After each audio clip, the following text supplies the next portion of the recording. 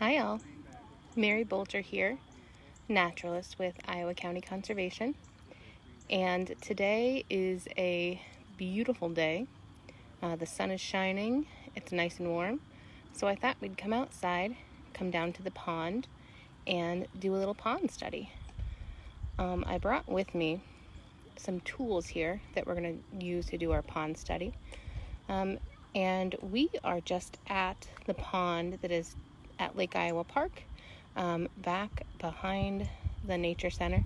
But of course you can do pond study at any pond or stream or any place like that. So I'm going to kind of turn around my camera here, give you a look at the pond here. So this little pond is back behind Lake Iowa Nature Center, and we use it a lot for fishing with school groups and summer camps and different things like that. But one of our other favorite activities that we do at this pond is some pond study. And I brought down with me some tools that we're going to be using today. This right here is called a dip net, and it has a pretty short handle. It has a net that has some fine here, so you can pick up things out of the water. I brought with me some tubs, and you can see I already caught a few things. We'll look at those in just a little bit. I brought a really neat key that was made by the Iowa DNR, and it tells us about what could live and what we could find in the water. Then I brought some containers with some other things that I bought, or that I found, and we'll take a look at those things later. But first I want to show you what we do when we do pond study. So we're here at the edge of the water, and if we take a close look, you can see that the water is just full of all kinds of plants, and there are actually lots of critters that live in there too.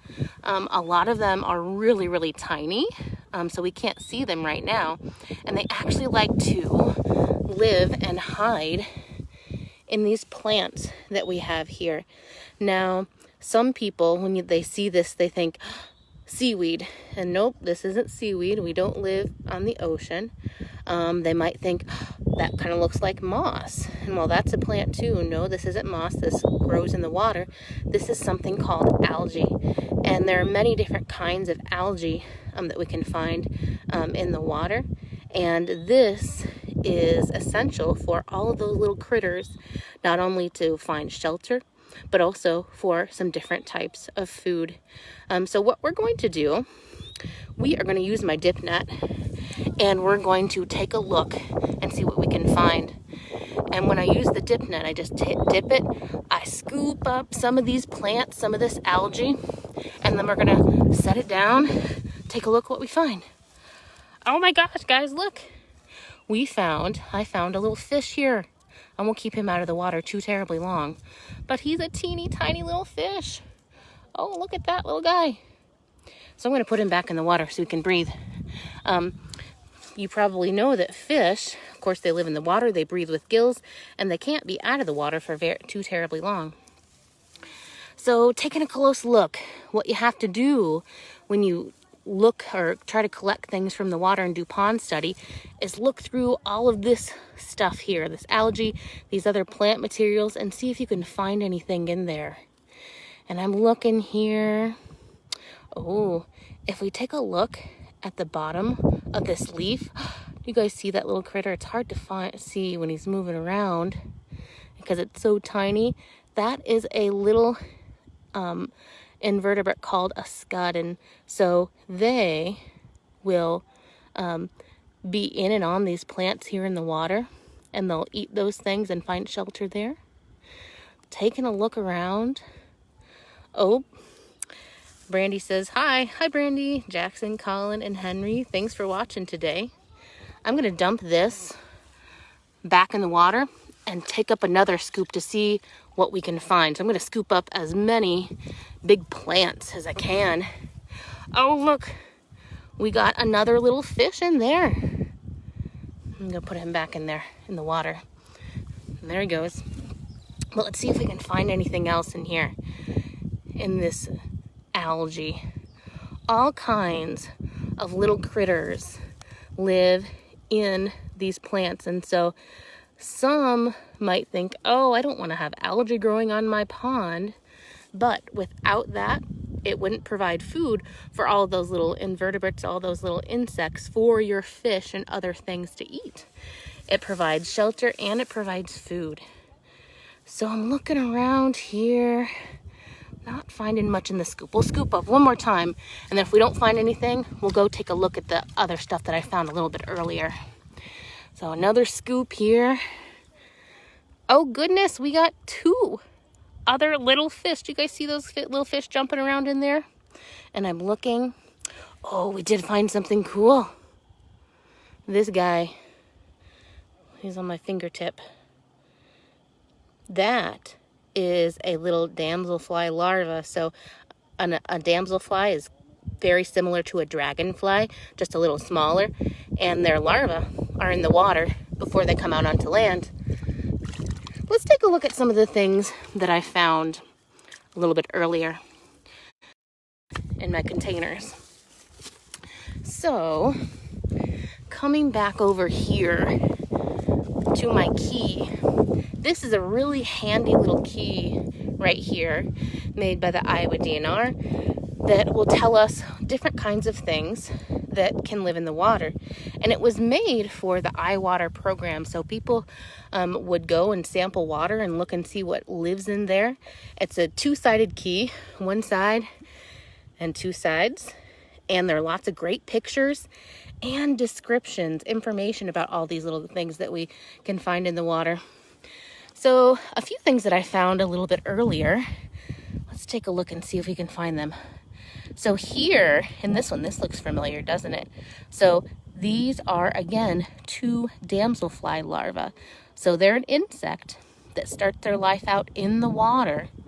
When they're small, when they grow to be an adult, they come out of the water, just like a dragonfly does. Next, let's take a look here. Let's see. Do we see anything inside there?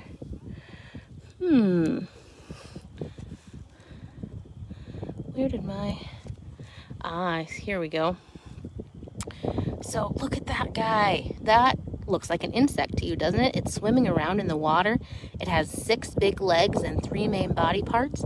That is the larva from a dragonfly. And so dragonflies, again, just like the damselflies, they start their lives out when they're young in the water. And when they grow into an adult, they come out of the water. And that's the dragonflies we see flying around with big long bodies. There's one more thing that I have in here in this. All right, I'm back. So, lost my signal for a second there. We were looking at our key here, and I had something in my hands that we were trying to identify.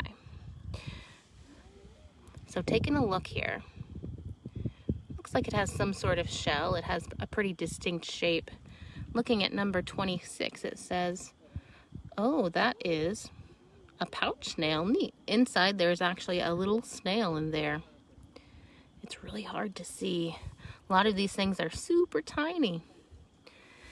And then one more thing that I wanted to show you that I found. Oh, I actually found another fish when I was looking a little bit earlier.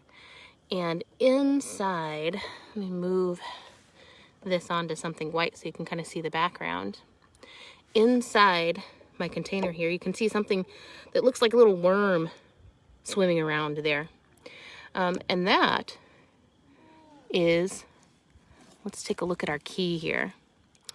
Let's see, something long and kind of skinny that could stretch out. Maybe a leech. And it's kind of in the water right now. When I first got it, it was out on this leaf, and then it's come off since then. Then we also have a little bit of a bigger fish in there. So if you are interested in doing some pond study, it is a beautiful day, and you can come out here to Lake Iowa Park while practicing that social distancing. Come out yourself or come out with your family and do some pond study. I will post this key in the comments in just a little bit. I want to thank you very much for watching today. If you have any questions about pond study or any of the critters that we found in the water, please post those in the comments. If you have any suggestions for future Facebook Lives, please post those or send us a message, and we'd be happy to do some things for you. I hope everyone is staying safe and healthy. Make sure you get outside, get some sunshine and some fresh air. Thanks very much. Bye-bye.